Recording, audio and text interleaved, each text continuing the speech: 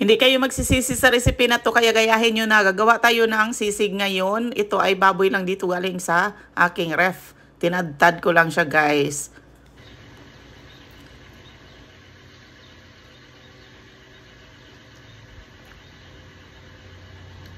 So, meron akong chinop-chop na baboy. Giniling pwede rin.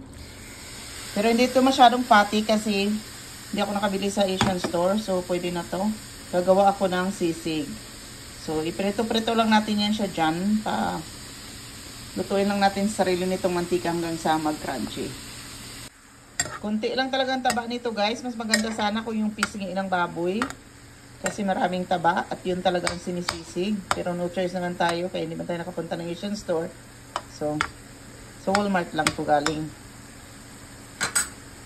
Lagyan natin yung ng butter kasi kaunti lang taba ng baboy natin. So wala masyadong mantika. Para makrito-krito siya.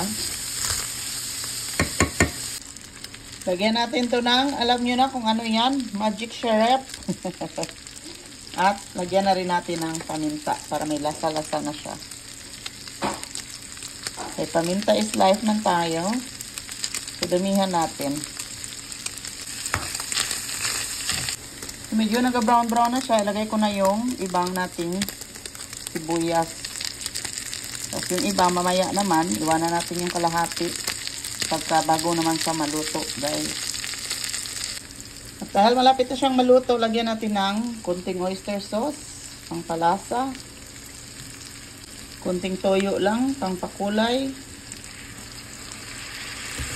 At ang ating no seasoning, pang pabango.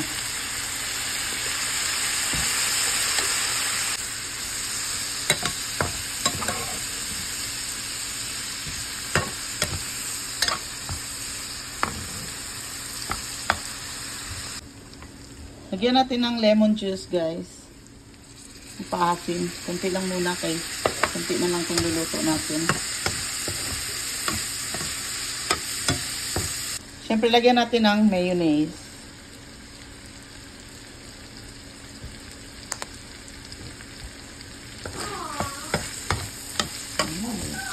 Tingnan natin to ang ating naiwan na sibuyas. At ang ating sili. Sili. Yun. Oh my gulay. Ang sarap na. Tingnan nyo yan, guys. Yummy na. Siyempre ang ating iglog.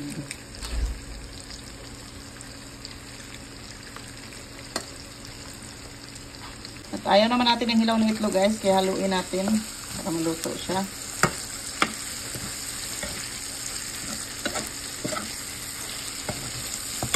Oh my God. Looks so yum.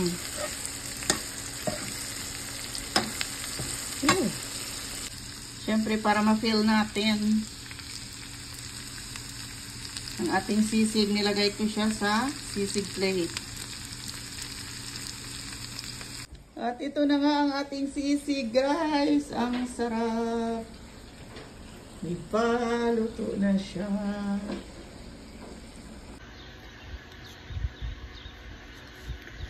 Guys, ang ating spicy sisig. Kain tayo.